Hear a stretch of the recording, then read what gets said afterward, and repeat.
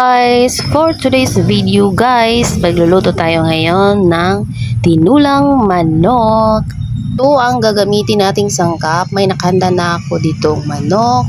At ito naman ang gagamitin nating pangsahog, sayuti, lemongrass, bawang, sibuyas, magic sarap, paminta at syempre ang ating siling labuyo.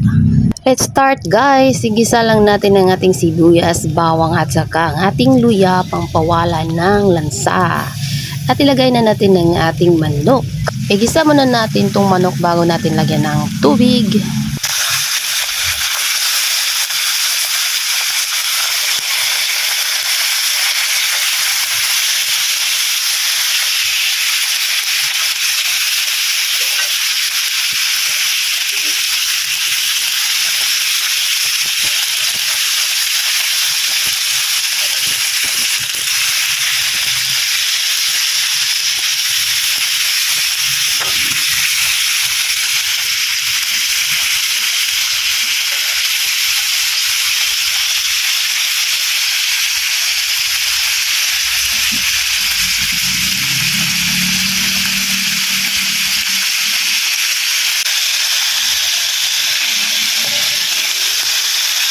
At yan na guys, ilagay na natin ang ating paminta. And then, lagyan natin ng magic sarap. Mahilig talaga ako sa magic sarap.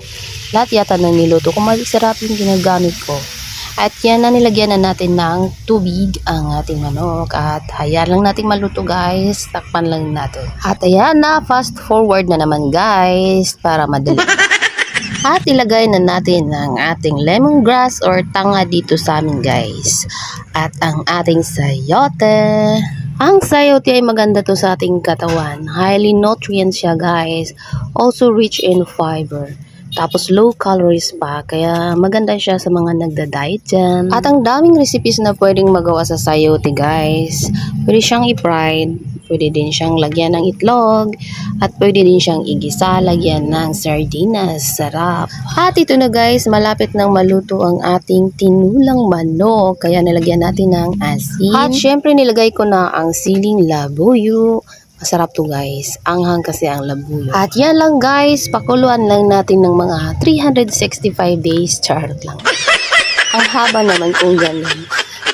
Saglit lang naman guys, tapos ayunin natin. So ready to serve na. Kain na tayo. Yummy yummy. And yan lang for today's video guys. Thank you for watching. Bye bye guys. Love you all.